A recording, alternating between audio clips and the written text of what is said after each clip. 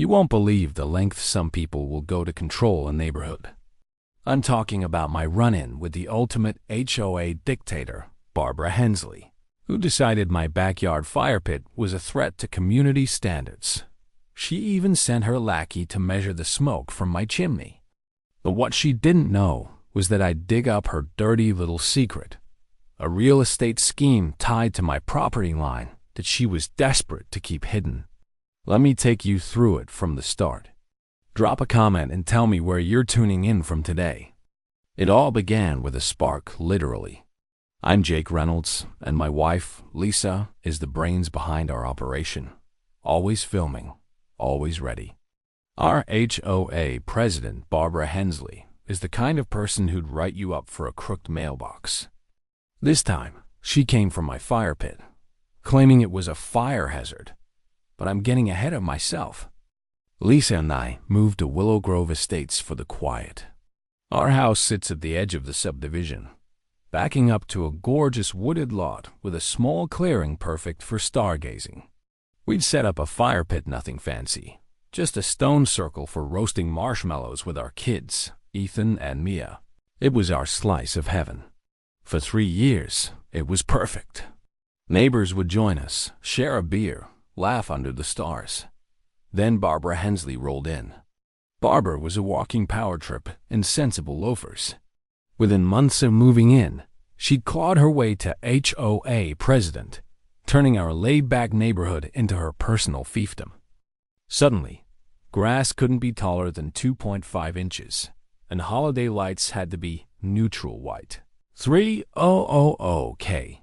Her sidekick, Greg, a nervous guy with a clipboard and a tape measure, was always trailing her, nodding like a bobblehead. The trouble started when Ethan invited some friends over for a bonfire.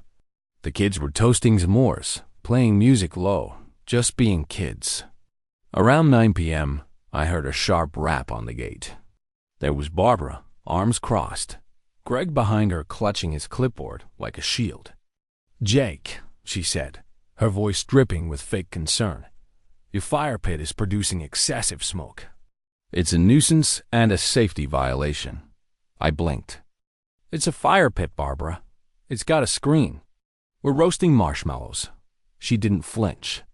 "The HOA will be reviewing this. Expect a notice." Greg scribbled furiously. Sure enough, a letter arrived the next day. "Cease and desist use of unapproved outdoor burning device. Fine. $75. I laughed it off at first. I mean, come on. It's a fire pit, not a tire fire. I went to Barbara's house, calm as could be, and explained it was a contained, permitted setup.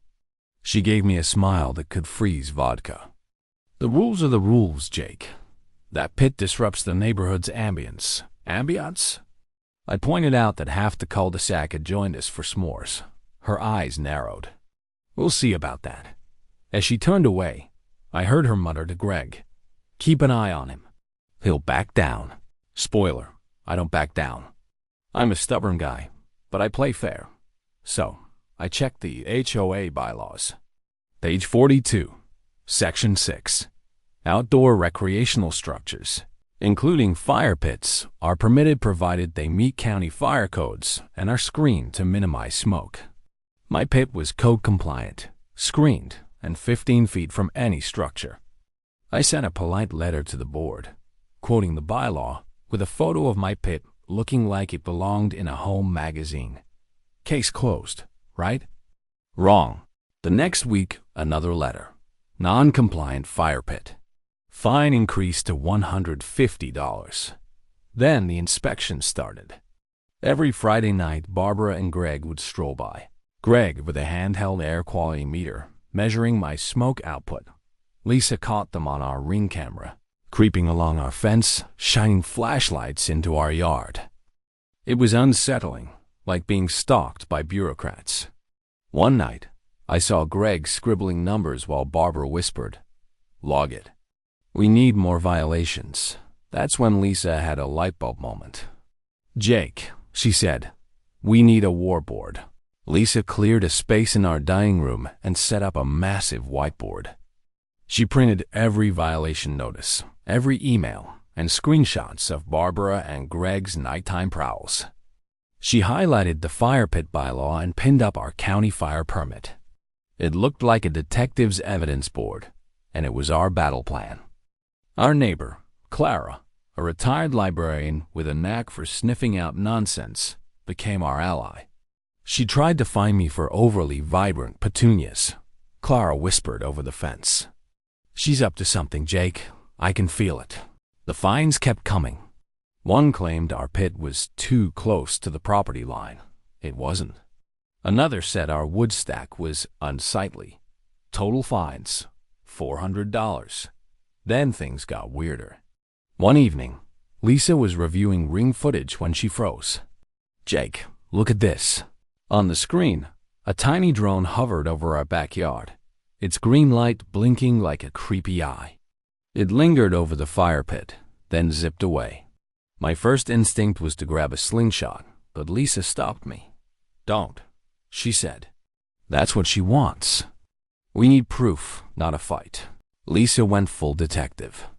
She enhanced the footage and identified the drone, a mid-range model with a camera. She researched state drone laws. Flying over private property without consent was a privacy violation. For 3 nights, we watched.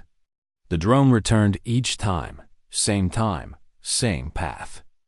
Lisa set up her camera with a telephoto lens, time-stamped, and caught a clear shot of the drone's serial number. I used a tracking app to log its flight data, altitude, duration, everything. On the 4th night, we filed a police report and a state aviation complaint, sending a certified letter to the HOA board with the case numbers. The drone vanished the next day. Clara dropped by with cookies and a tip. I saw Greg at the hardware store, bragging about a drone he got for HOA business. Said it could see a spark from 200 feet. Bingo. We added the drone evidence to our war board. Photos, complaint numbers, and flight logs. But why the obsession with my fire pit? It wasn't just about smoke. There was something bigger. Lisa cracked it. She'd been digging through county records and found a bombshell.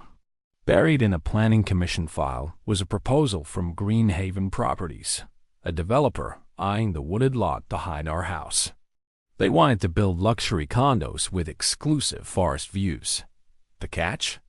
They needed a scenic overlook, a public access point right where my fire pit sat. Emails between Barbara and a developer named Victor Klein revealed the deal. Barbara would ensure unobstructed access to our property's edge in exchange for a community enhancement grant she'd control, plus a personal consulting fee. Our fire pit wasn't the problem, it was in the way of her payday. My blood boiled. This wasn't just petty HOA nonsense. Barbara was trying to sell out our property for profit. The drone, the fines, the inspections, it was all to force us to remove the pit or move out. Lisa printed the emails and the developer's map, pinning them to the war board. We had her motive, but she didn't know we knew. Then came the final straw, a red letter, HOA. Notice demanding we remove the fire pit in 72 hours or face a $1,000 fine and a lien. A storm was forecast for that weekend, heavy rain, perfect cover for trouble. We set up extra cameras, including a hidden one in a fake rock by the pit. At 11:45 p.m. in pouring rain, our motion sensor pinged. 2 figures in hoodies crept toward the pit, one holding a crowbar. It was Greg and a teenage kid, probably his nephew. "Smash it," Greg hissed. She said make it look like vandalism. I grabbed my phone. "Lisa, call 911. Trespassing and attempted destruction." I stepped outside, rain soaking me. "Get away from my pit," I shouted. Greg froze, dropped the crowbar, and bolted with the kid. Minutes later, police lights flashed. Barbara appeared, screaming, "Jake attacked them." But Lisa was ready. She showed the officers our hidden camera footage. Greg and the kid, crowbar in hand, clear as day. A neighbor's camera and Clara's phone video backed it up. Barbara's story collapsed. The cops cited Greg for trespassing and attempted vandalism. At the next HOA meeting, we presented our war board. The fines, the drone, the developer emails. The room erupted. Neighbors shared their own stories of Barbara's bullying. We moved to remove her as president. The vote was 60-40. She was out. Barbara moved away a month later, and her house sold quietly. The new HOA board refunded our fines and passed a fire pit freedom rule protecting compliant setups. Our backyard is peaceful again. Lisa and I sit by the pit. Kids laughing, stars above. The crowbar's gone, but the stones stay. It's not just a fire pit, it's our victory.